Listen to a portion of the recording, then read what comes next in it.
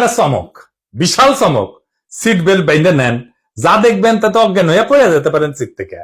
কি সেই চমক? আজকের এপিসোড সালাউদ্দিন সাহেবের নিয়া। উনি বিএনপির সবচেয়ে গুরুত্বপূর্ণ নেতা। আমরা সালাউদ্দিন সাহেব গুমের পরে কেমন মজলুমের জীবন কাটাইছেন সেটা একটু দেখি। এটা শিলং এর সানরাইজ গেস্ট হাউস। ওইখানে সালাউদ্দিন সাহেব ছিলেন, হ্যাঁ, পুরো সময়টাই। দেখেন কি সুন্দর জায়গাপত্র, দেখেছেন?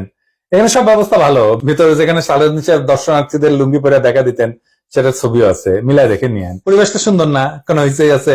হ্যাঁ, নাই। এখানে কিন্তু পুরো সময়টাই কাটাইছেন। উঠিছেন মে মাসের 2015 সালে। তার 2 মাস পরে ডেইলি স্টার এই রিপোর্টটা ছাপে। তিনি কেমন আছেন, এটা একটা বিলাসবহুল গেস্ট হাউস, রিপোর্টেই কইছে। 4টা বেডরুম, উনি 2টা রুম ভাড়া নিছিলেন, কিন্তু থাকতেন একাই। দেখেন রিপোর্টে বলা আছে, অন্তত এই রিপোর্টে তাই বলতেছে। কিচেন আছে, খুব চমৎকার ড্রয়িং রুম আছে, ফায়ার প্লেস আছে, সবুজ লন আছে, পিছের সবুজ লন, এটা দেখে দেন। এইটা শেয়ার লাইব্রেরি আছে, বার আছে, তাতে মদ্যজাতীয় পানীয় আছে। সাদিন সাহেব একা একা খেলেন, হাঙ্কার দিয়েছে, খাবেন না, কিছু করলাম নাইনি। তাইলে পুরা বাংলাটা নিজে তো ভাড়া করেছিলেন। তো বাংলাদেশি টাকায় কত? 1.5 লাখ টাকা মাসে। আমার একজন পার্সোনাল অ্যাসিস্ট্যান্ট ছিল, ম্যানেজার ছিল, 2জন কেয়ারটেকার ছিল, 2জন মালি ছিল। একটা হাইলি সিকিউরিড এরিয়া, কাছেই এয়ারফোর্সের অফিস, আর কয়া হয়েছে একটা গোয়েন্দা সংস্থার অফিস। আমরা ধারণা করি এটা রয়্যাল অফিস। কে রাখলো ওখানে ওনাকে? উনি অনুপ্রবেশের দায় গ্রেপ্তার হয়েছিলেন। উনি তো চাকরি করতেন না ইন্ডিয়াতে, উনি ইন্ডিয়াতে রাজনৈতিক আশ্রয় পান নাই। ওনার এই সুপার ফ্যাবুলাস লাইফস্টাইলের টাকা কে দিছে? টাকা কে দিছে? উনি আয় করেন নাই, তাহলে টাকা কি বাংলাদেশ থেকে পাঠানো হয়েছে হুন্ডি করিয়া? এটা অর্থ পাচার না? এইগুলো লেজিট এবং বৈধ প্রশ্ন। আপনারা বলতে হবে টাকাটা কে দিছিল, কেঙ্কা করে গেছিল। সালদিন সাহেবের সঙ্গে দেখা করতে গেছে কিছু লোক ওই শিলং এর বাংলোতে। তার মধ্যে ছবিতে ডাইন পেশে গালে হাত দিয়া বসে আছে ব্যক্তিটা কে? হ্যাঁ, ব্যক্তিটা গুরুত্বপূর্ণ, কারণ সালাউদ্দিন সাহেবের সাথে সকল মিটিং এ তার উপস্থিতি দেখা যায়। সে ঠিক ওই একই চেয়ারে বসে। এইটা সাহেব আপনি 2টা ছবি পাশাপাশি দেখান না। দেখেন 2 সময় ছবি কলে দেখা করতে এসছে, তারাও ভিন্ন কলে। হ্যাঁ, সালাউদ্দিন সাহেব এক ছবিতে লুঙ্গি পরে আছে, আর এক ছবিতে পায়জামা পরে আছে। দেখেছেন? কিন্তু ওই বান্দা ঠিকই একই আছে ওই চেয়ারে। কে সে জন? তার নাম কি জানেন? তার নাম বিপ্লব পার্থ। চট্টগ্রামে তাকে সবাই চেনে, আওয়ামী লীগের একজন লেসপেন্সার, আওয়ামী লীগের একজন কর্মী এবং ভারতীয় এজেন্ট হিসেবে। আওয়ামী লীগের 15 বছর পুরোটা সময় দাপটের সাথে জীবনযাপন করে গেছেন। ছিলেন চট্টগ্রাম মহানগর আওয়ামী লীগের সাধারণ সম্পাদক আজম নাসির উদ্দিনের অন্যতম ডাইন হাত। আজম নাসিরের অনলাইনে একটা পোর্টাল ছিল, তার নাম ছিল জয় নিউজ। জয় নিউজের সাংবাদিক হিসেবে দীর্ঘদিন কাজ করেছিল এই বিপ্লব পার্থ, মাশাআল্লাহ। কিন্তু এইসব পরিচয়ের বাইরেও তার একটা বড় পরিচয় আছে।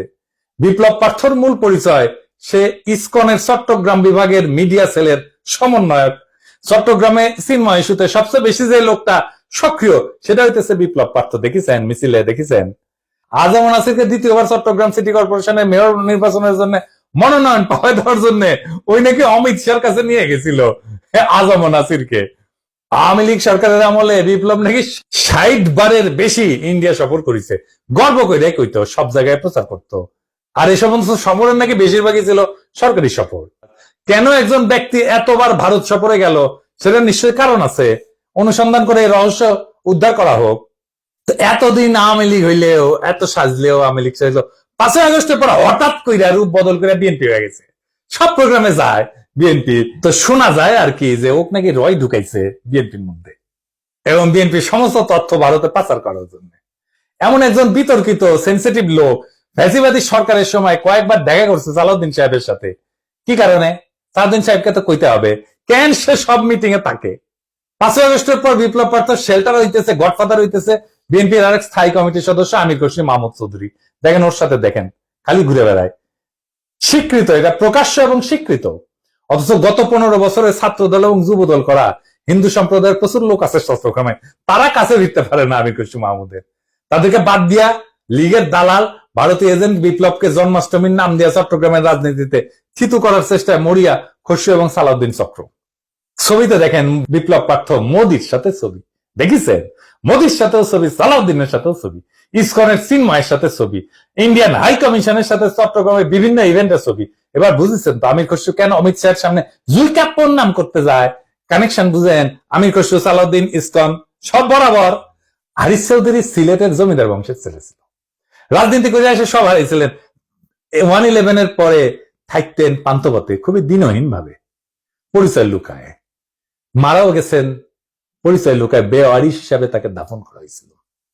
নিরাপত্তার কারণে পেট চালানোর জন্য চাঁদনি চকে কাপড়ের দোকানে কর্মচারীর কাজ করতেন, সেরা পাঞ্জাবি পরতেন, রিক্সায় চড়ার পয়সা ছিল না, হাইটে যেতেন। আর আপনি সালাউদ্দিন সাহেব রাজার হালে থাকেন, শিলংয়ে লজ্জা লাগে না সালাউদ্দিন সাহেব? আপনার ভারতে থাকার টাইমে সকল খরচা কিভাবে করেছেন জাতিকে জানাইবেন, ইসকনের সাথে আপনার কি সম্পর্ক সেটাও জানাবেন, জাতির এটা জানার অধিকার আছে। হাসিনা পালায় যাওয়ার পরে সালাউদ্দিন নামের এই বিএনপির নেতাকে ভারত বাংলাদেশে পুশব্যাক করে দিছে। এতদিন আসতে পারেননি উনি, তারপরে 1 সপ্তাহ যায়নি হাসিনা পড়ছে ওনারে পেটে দিল, আগে পাঠাচ্ছিল না। কাকতালীয় ভাবে জীবনের বড় একটা সময় হাসিনার চেয়েও বেশি সময় ভারতেই ছিলেন।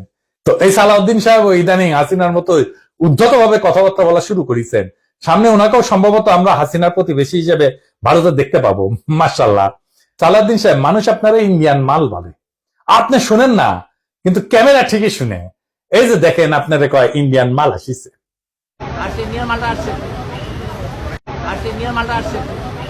সালাউদ্দিন সাহেবের পোলা এসালমের অফিসে বসতেছে। এই ব্যাপারে সালাউদ্দিন সাহেবের বক্তব্য কি? এসালমের সাথে সালাউদ্দিন সাহেবের সম্পর্ক কি? এটা না একটা ব্যাখ্যা দেশবাসী জানতে চাইতে পারে। সারা দেশে একটা ধারণা প্রবল, সালাউদ্দিন সাহেব শেখ হাসিনার ক্যাশিয়ার, দুর্বৃত্ত অলিগার্ক এসালমকে, তার বাণিজ্যিক সাম্রাজ্যকে প্রোটেকশন দিতেছেন।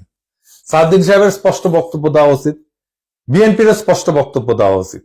সালাউদ্দিন সাহেব যখন ধরা পড়ছিলেন, গুম হয়েছিলেন যে বাসায়, ওইটা এসালমের একজন কর্মচারীর বাসা ছিল।